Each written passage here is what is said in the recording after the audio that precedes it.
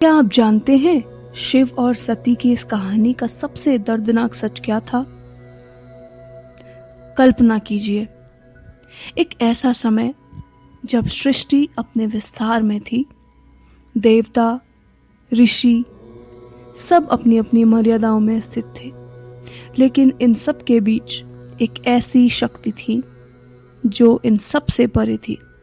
वो थे महादेव शिव। कैलाश पर्वत की ऊंचाइयों पर, जहां हवा भी धीरे धीरे चलती है, वहां एक योगी समाधि में बैठे हैं। उनके शरीर पर भस्म, जटाओं में बहती गंगा, गले में लिपटा सर्प और चेहरा पूर्णतः शांत।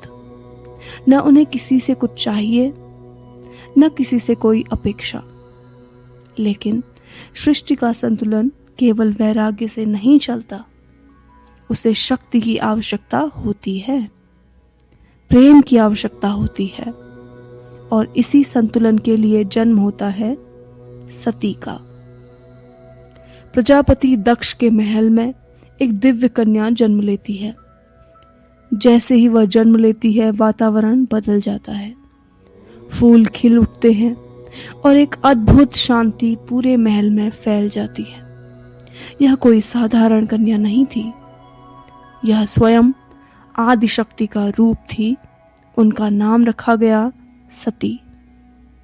बचपन से ही सती अलग थी। जहां अन्य राजकुमारियां खेलती, सती अक्सर आकाश की ओर देखती रहती, मानो किसी की खोज कर रही हूं।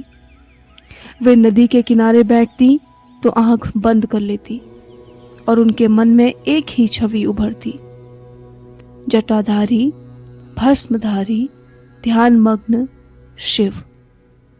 जैसे जैसे समय बीता, यह आकर्षण भक्ति में बदल गया और भक्ति प्रेम में। अब सती के लिए शिव केवल एक देव नहीं थे, वे उनके प्राण बन चुके थे। उन्होंने ठान लिया, मैं विवाह करूंगी तो केवल शिव से।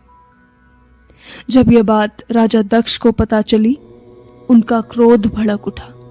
शिव, वह कौन है? न कोई राज्य, न कोई वैभव, शमशान में रहने वाला एक योगी।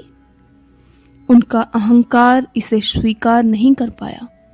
लेकिन सती अडिग रही। एक दिन सती ने महल ही छोड़ दिया, रेशमी वस्त्र त्याग दिए, आभूषण त्याग दिए और साधारण वस्त्र पहनकर वन की ओर चल पड़ी।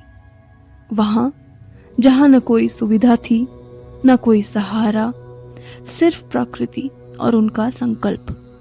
दिन में सूर्य की तपती किरणें उनके शरीर को झुलसाती, पैरों के नीचे तपती धरती, रात में बर्फीली हवाएं जो हड्डियों तक को जमा देती, बारिश में भीगती, आंधियों में खड़ी रहती, लेकिन उनका ध्यान कभी नहीं टूटा।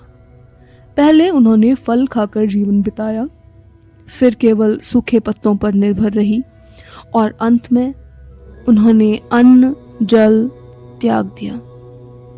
अब वे केवल प्राणवायु पर जीवित थी। उनका शरीर कमजोर हो रहा था, लेकिन उनकी आत्मा और अधिक तेजस्वी हो रही थी। उनकी तपस्या इतनी प्रचंड थी कि देवता भी चिंतित हो उठे। और फिर एक दिन पूरा आकाश प्रकाश से मानो भर गया हो। एक अलौकिक ऊर्जा पृथ्वी पर उतरी और सती के सामने प्रकट हुए महादेव शिव। उनकी आंखें खुली और उनमें अनंत ब्रह्मांड समाया हुआ था। उन्होंने सती की ओर देखा और पहली बार उनके भीतर प्रेम की लहर उठी। सती, तुम्हारी तपस्या ने मुझे प्रसन्न किया है। मैं तुम्हें अपनी अर्धांगिनी के रूप में स्वीकार करता हूं। विवाह का दृश्य अद्भुत था। देवताओं ने पुष्प वर्षा की, गंधर्वों ने मधुर गीत गाए, ऋषियों ने मंत्रोच्चार किया, कैलाश पर्वत आनंद से गूंज उठा। लेकिन इस आनंद के बीच दक्ष का हृदय अभी भी कठोर था। समय बीता। एक दिन दक्ष ने एक विशाल यज्ञ का आयोजन किया, इतना भव्य कि उसकी चर्चा तीनों लोकों में होने लगी। स्वर्ण की वेदियां, सुगंधित धूप, मंत्रों की गूंज, लेकिन इस भव्यता के पीछे छुपा हुआ था अहंकार। उन्होंने जानबूझकर शिव और सती को आमंत्रित नहीं किया। जब सती को यह पता चला, उनका हृदय द्वंद्व में पड़ गया। एक ओर पिता का घर, दूसरी ओर पति का सम्मान।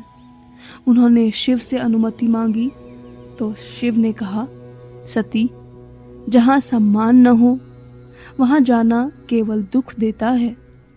लेकिन सती एक बेटी भी थी और वे चल पड़ी।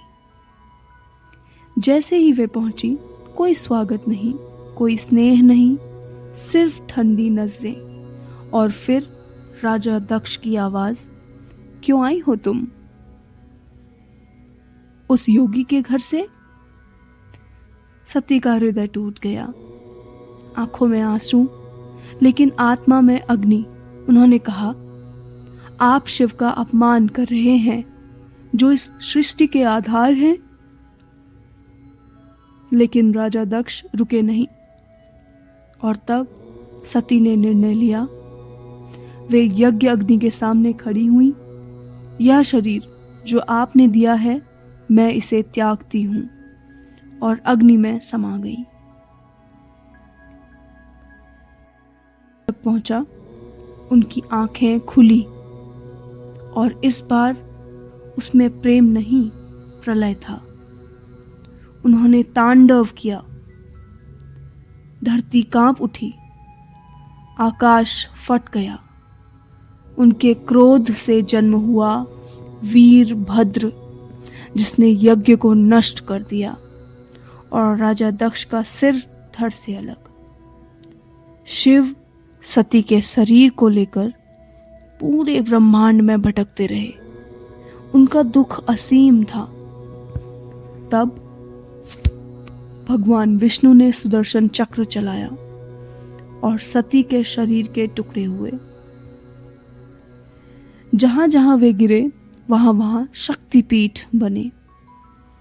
यह कथा केवल प्रेम नहीं, यह चेतावनी है। अहंकार सबसे बड़ा विनाश लाता है, और सच्चा प्रेम कभी समाप्त नहीं होता। आप सभी को वीडियो पसंद आए तो लाइक, शेयर और सब्सक्राइब ज़रूर करें। ये मेरी नई पहल है।